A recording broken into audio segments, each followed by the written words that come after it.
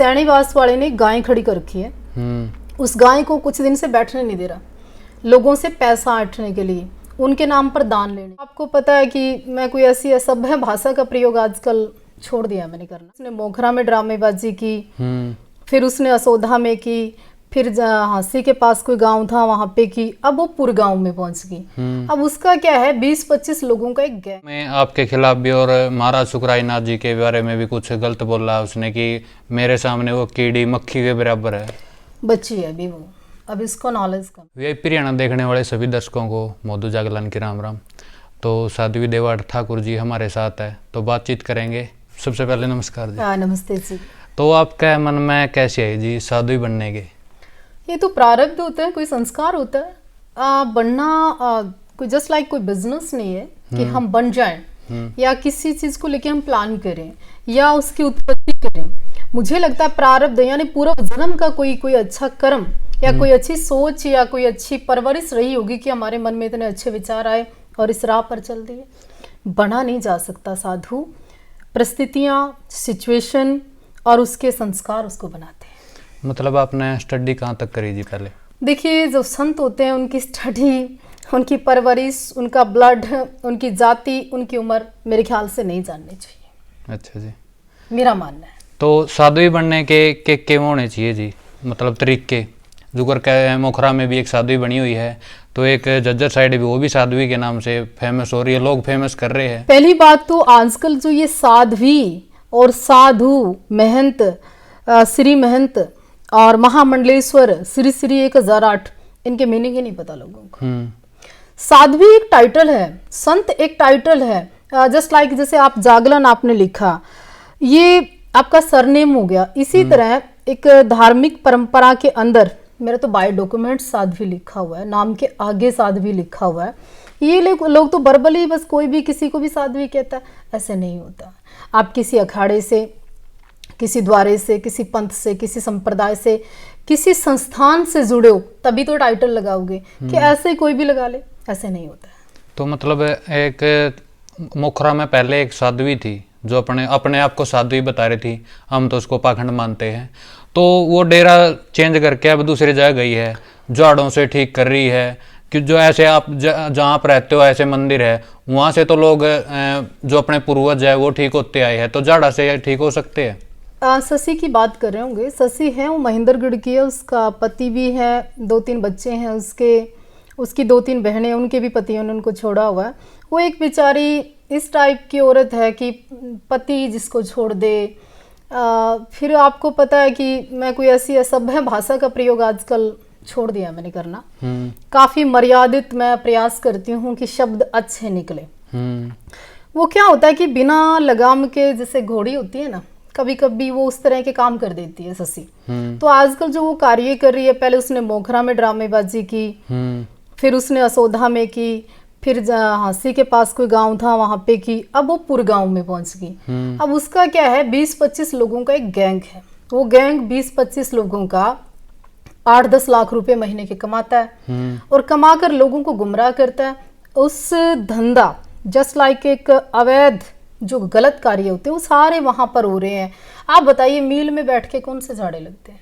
ठीक है जी बात। या मील में बैठ के कौन सा धुआं जागृत होता है?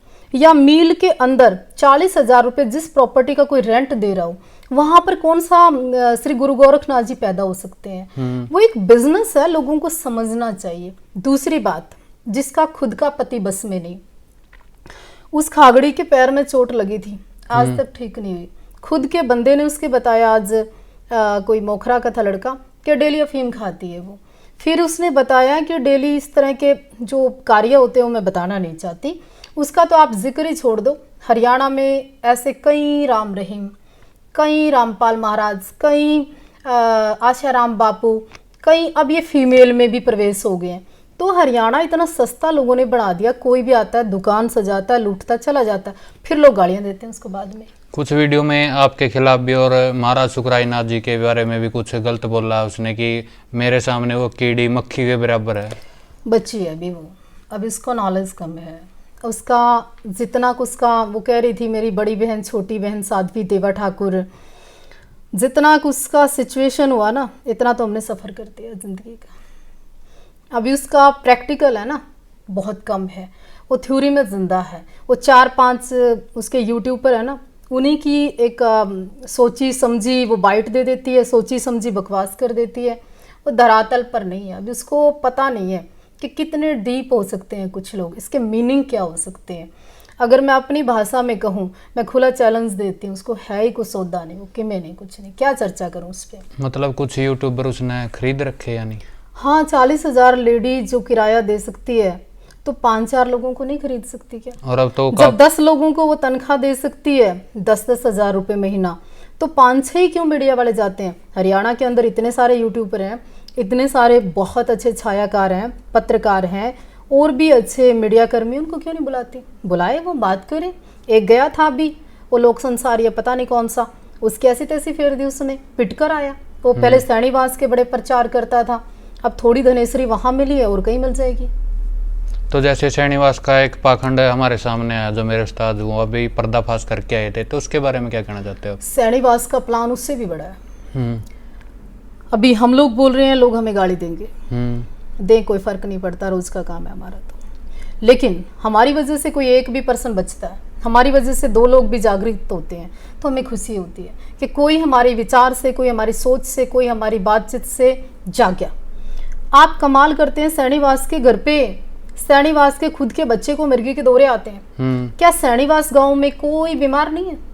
सैनीवास वाले ने गाय खड़ी कर रखी है, उस गाय को कुछ दिन से बैठने नहीं दे रहा, लोगों से पैसा ऐंठने के लिए, उनके नाम पर दान लेने के लिए। तो इस तरह के पाखंड उसके डिस्क्लोज हो गए हैं। दूसरा, एक और बहुत बड़ी बात बताती हूँ आपके चैनल पे, कि वो मंथली देता है कुछ बदमाशों को, कुछ लोगों को पैसे देता है, वो सारा ड्रामा सेटअप रहे, अदरवाइज तो वो बहुत कब का उसका पर्दाफाश हो गया होता। उनका तो ये कहना है कि मैं तो मेरी खुद की ज़मीन में बैठे हूँ, अगर किसी का राम लागा आओ, अगर किसी का नहीं लागा तो ना आओ।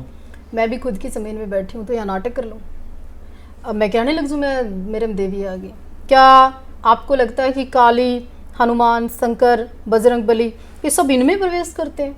और ट्रक ड्राइवर एक बंदा, मतलब इतना सस्ता क्यों धर्म को बना दिया लोगों ने कि मंगलवार को तो हनुमान जी आगे, सोमवार को शिव आगे, शनिवार को शनि से डरा दिया। मतलब लोग विमुख क्यों हो रहे हैं? जाति के नाम पर, धर्म के नाम पर, संप्रदाय के नाम पर, बड़ा छोटे के नाम पर, मंदिरों में ना अंदर प्रवेश के लिए, जाति पाति के नाम पर जो दूरी संत बनाते हैं, उसकी वजह से लोग टूट रहे हैं, उसकी वजह से सनातन कमजोर हो रहा है, मेरा ऐसा मानना है। जो वहाँ पे श्रीनिवास पे महाराज है, जो अपने आप को साधु बोलता है, सत्यनारायण जी, तो उसकी जो सगी माँ है वो भी डॉक्टर के पास से दवाई लाती है, और जो उसका सगा साला था कैंसर के रोग से वो मरा था।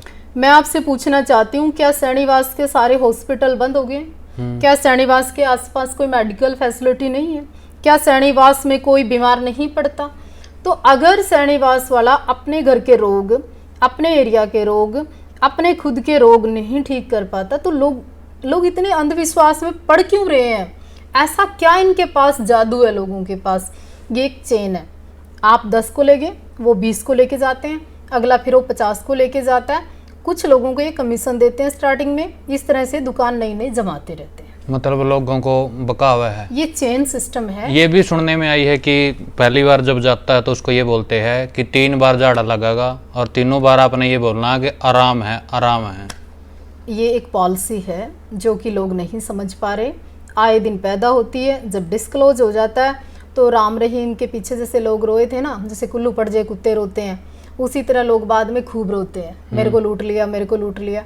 हरियाणा में तो कोई किसी ना किसी कारण से लूटता ही रहता है किसी न किसी। और उनका ये भी कहना है कि मैं तो कुछ पैसे वगैरह लेता नहीं, जिसका राम लागा हो या ना हो। खुद की पार्किंग बढ़ा दी, उसकी इनकम हो रही है, खुद की दुकानें बना दी, उसकी इनकम हो रही है, खुद का पैसा चढ़ता है 10 रुपये प्रसाद की, इनकम हो रही है। उसको क्या जरूरत पड़ी है पैसे लेने की? इनडायरेक्ट डायरेक्ट पैसा तो आ ही रहा है। पैसा क्यों नहीं आ रहा? पैसा नहीं आ रहा तो ये सब कैसे चल गया आपका? आजकल तो कोई 10-5 रुपए तो कोई चढ़ाता भी नहीं, 50 या 100 रुपए तो कम से कम है। देखिए, सबसे बड़ी गलती जो मैं मानती हूँ ना इस पाखंड के पीछे, हमारे हरियाणा की जो सरकार है या देश की जो सरकार है, जो धर्म की बातें केवल करती है, धर्म की रक्षा की जिम्मेवारी भी मुझे लगता है कि भगवाधारियों की है, संतों की है। इन समाज में बैठे ये इतने बड़े बड़े RSS, बजरंग दल, शिवसेना, ये इतने संगठन जो बात बात पर धर्म की हानि करने वालों पे लठ उठाते थे, कहाँ है वो? कहाँ है बताइए। आप कोई शंकर बन रहा है उसके ऊपर कार्रवाई नहीं होती, कोई हनुमान जी बन जाता है उसके ऊपर कार्रवाई नहीं होती, कोई देवी बन रही है, औरतें जीभ निकाल रही हैं, इंस्टाग्राम खोलो आप 50 देवियां दिखती हैं, आप किस किस को पूजोगे।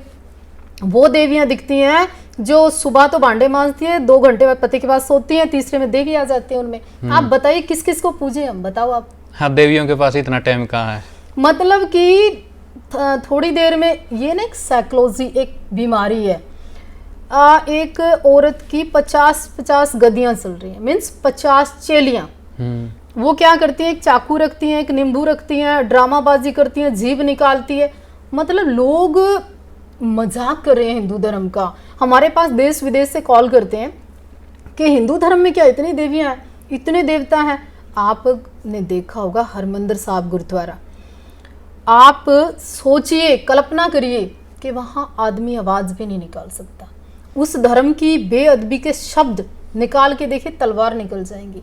हमारे धर्म को इतना सस्ता क्यों बना दिया, इनके ऊपर कार्रवाई होनी चाहिए, मैं ये कहना चाहती हूँ। जैसे मोखरा वाली साध्वी की हम पहले बात कर रहे थे, गोरखनाथ पे कोई शराब वगैरह चढ़ती थी पहले? जी नहीं, वो नशे से बहुत दूर थे और नशे के बहुत खिलाफ थे, और बहुत पाक पवित्र वो आत्मा थे, और हम उनको ईश्वर मानते हैं, भगवान मानते हैं। गोरक्षनाथ जी महाराज को लेके जो लोग पाखंड करते हैं उनका विनाश भी निश्चित होता है। और जो मतलब जाड़ आगे वो अपने अलग अलग ढंग चेंज करती रहती है। पहले 2 शराब की बोतल चढ़ाती थी, 1 डब्बी सिगरेट की चढ़ाती थी, तो उसके बाद 1 वो बोतल शराब की कर दी। आप देखिए, उस शशि की जितनी भी कथाएं गाएं उतनी कम है। उसके पेट पे डोरा बांधना, अब 9 कंवारे लड़के लेके, खुद तो शादीशुदा है, 9 कंवारे लड़के कहाँ से लेके आए उसके लिए।